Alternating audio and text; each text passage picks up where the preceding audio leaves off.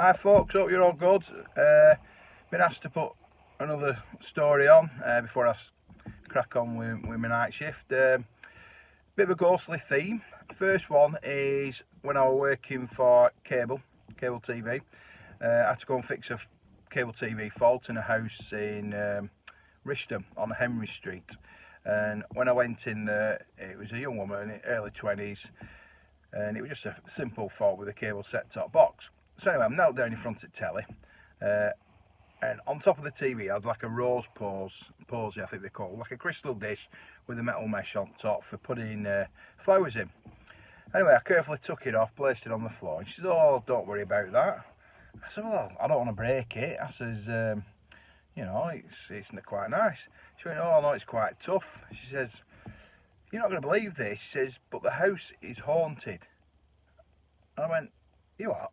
She said, "The house is haunted." I'm thinking, how's she got onto the house is haunted from a rose posy? She went, "Honestly," she says, "me, my brother and my husband were watching the TV, and all of a sudden the rose posy started sliding across the top of the television, off the edge, paused in mid-air, and then dropped onto the floor." I went, "You're joking?" She went, "No. Honestly," it says, "all sorts keeps happening. Noises, things moving. We put something down, 2 minutes later it's not there, then you find it in another room in the house and all this kind of thing." I went, "Blooming hell."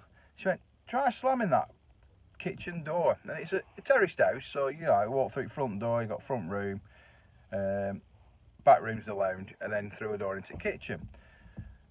So I tried slamming it, I couldn't, because they had a shag pile carpet, and underneath they had the like brush type draft excluder fitted to the bottom of the door.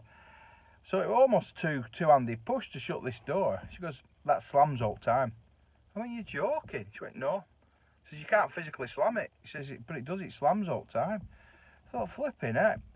So I fixed the fault, said my bye-byes and went. So, you know, just back in my mind, went to this so-called haunted house. Anyway, 2 months later, I'm back at the same house for a different fault. They cut through a telephone wire, and I had to move a phone socket, because they were doing the house up, you know, they gutted it, plaster off, dry rot being sorted, rewiring. So I went in, and she weren't there, it was her husband. So her husband obviously doesn't realise I've been in the house before. And we're having a bit of a banter with him about football and things like that. So I thought, I'm going to wind him up. He seemed, you know, a person who could, you know, take a laugh type of thing. So I'm now top floor in front of the socket, you know, putting this new socket in. The next thing I went, "Ow! Fucking hell." He said, "What?" I says, "What have you slapped me on the back of the neck for?" I didn't. I says, "You flipping did." I says, "Only me and you in bloody room." I said, "That really hurt, that." You know, joking like. Well, he went white, didn't he? He just colour drained out of his face. He sat down, he was shaking, he went, oh no, oh no. I said, "What's the matter?" He says, "I can't cope with this anymore." He says, "Come on, we have to get out." And I started laughing. And I'm thinking to myself, bloody hell, I've gone a bit too far. He goes, "What are you laughing at?" I said, "I'm sorry." I said, "I've been before to fix your cable telly." I said, "Your wife was telling me you thought the house were haunted." He says, "It fucking is." I said, "You joke?" He said, "No, I'm telling you, mate, it is. And if that were real, that you've done," I said, he said, "I was going out." Oh, a bit I forgot as well. When he was sat down, I'm like looking at him, and then I'd be tending to look past him and follow something going through the room. And I went, "Who was that?" He went, "Who?" I says, "The old man who just walked into the kitchen." And that was the bit that sent him over the edge, right? Anyway, he starts telling me stories, like he mentioned that kitchen door that she told me about. And then when he's having a shower, he can hear somebody shouting his name really, really loud. And he said, one of the first things to happen is I come home from work once. He said, we were living in the bedroom. And he said, because that was the only livable room at the time. He said, "I'm a mechanic." He said, "And I empty my pockets and my overalls, put them in wash. Later on the evening, me and wife were sat in bed having a pizza, watching telly." He says, "And some of the stuff I emptied out of my pockets were loose change." And he said, "We watch it telly." He said, "All of a sudden, this is this 2p piece, like stood up on its end, rolled along the front of this unit where the telly were, onto the floor, carried on rolling to the skirting board and like spun and stopped." I ain't you joking? He said, I'm not joking. And he was deadly serious. So I said, I'd have lifted floorboards up. He said, what do you mean? I said, they could be trying to communicate. It could be a sign. There could be like money or something. Yeah, bloody hell, I didn't think of that. I said, that or a dead body. Oh, you know. So he proper, honestly, I thought I was going to put his lights out with an heart attack. So anyway, I left. Not his best friend, put it that way. Anyway, a couple of months later, went past the house, just for soul sign had gone up, so obviously he couldn't cope.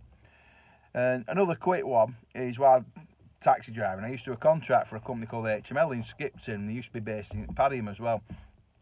So we had quite a few come over from Northern Ireland, and they'd stop week at Dunk or somewhere, and we'd pick them up from the airport, and then we'd run them to work at hotel every day. It was a good little number, and they were really, really, really nice people. Some who I keep in touch with through Facebook, etc. And anyway, there's a girl called Stacey, and I'll name her. She'll hate me for this, but I've told this story a million times, and she knows I have. So she came over, picked her up from the airport, taking her to a place of work in Padiham at the time. I said, where are you stopping tonight, Stacey? She went, oh, Dunk. I said, all right. She says, I've been told back home that it's haunted. She said, even my boss, Hank, a chap called Hank Henry, lovely, lovely man, really nice man. Supports a shit football team, but you can't have everything, can you?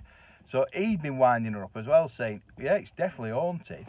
So she asked me, she goes, is it haunted? I said, well, yeah, I think it is. I said, I've heard stories. I said, I can't remember, a white lady or a headless horseman or something like that, typical. She went, all right. I said, I'll find out. And she goes, you don't need to. I said, no, I will. I said, I'll give my mum a bell. She grew up in the area, so she'll probably know better than me. So anyway, I rang my mum. Oh, yeah, the maid who fancied the Lord of the Manor's son, and he rebuffed her, and she committed suicide, jumped into the bridge, into the River Iron, and all this kind of thing. So I found quite a bit of information online, so I printed it off, and there were clips online, some people stopping in one at hotel rooms, doing the version, they called it Almost Most Haunted and all this shit. So I picked her up from work, taking her to Dunk. I went, there you go, Stace, something to read tonight. Yeah, bastard. She went, what? I don't want to know. I said, well, you asked. So anyway, I left it with her. Went home, didn't think anything of it. Anyway, next morning, I goes to pick her up, and she's on front doorstep at Duncan House with suitcase. So she gets in like, put suitcase in boot. I says, I thought you were stopping till Friday. She says, I am. I said, well, why have you brought your case to work? She says, well, I'm changing hotels. So what do you mean you're changing hotels? She said, I'm not stopping there. I said, why? She goes, I bloody shit myself last night. So I'm laughing. I says, why? She went, well, I set off from my room to a restaurant, like, to have my tea. And she says, all part of the hotel, really spooky corridors. I said, I couldn't do it. I went back to my room. I went, you're joking? She went, no, it was right dark, it was horrible. I said, bloody hell. She said, so I ordered room service and had my meal in my room. I went, all right. So anyway, she sat there, meal arrives, she got it on side, eating it, watching telly. And every time she cut into her meat or something, she could hear this tapping really close by. Shit herself, right? Proper shit herself. So she stopped, didn't move for ages. Then nothing else happened. So she started eating again. Right next to her again. Freaked her out. Only took her about 3 hours to eat a meal and realised that when she was cutting into meat on the unit, the handle on the drawers were rattling. Freaked her out. So that's it. She said, I'm not stopping there. I went, right. I said, well, where are you going tonight then? She went, hiya trap. I said, I think that's haunted as well. Fuck off, Mick. Weren't having it. Weren't listening to me. Anyway, she eventually moved over and Padiham office shut, so I lost the contract really. And her and her husband Ollie moved in to an address on Sheep Street in Skipton. So, so I looked it up. Reputedly the most haunted street in Padiham. Well, I had to tell her that, didn't I? She weren't happy with that. Anyway, I think she lives over Kelbrook now. But they're a lovely couple. So that's it. I hope they make you laugh. And just before I go, I want to Stacey and her husband Ollie have just had a little boy called Alfie, I think, which is brilliant. Yeah, it's so deserved for them too. They're a lovely, lovely couple, and I wish you both all the best. Anyway, everybody else take care. Off to my night shift. See you later. Bye bye.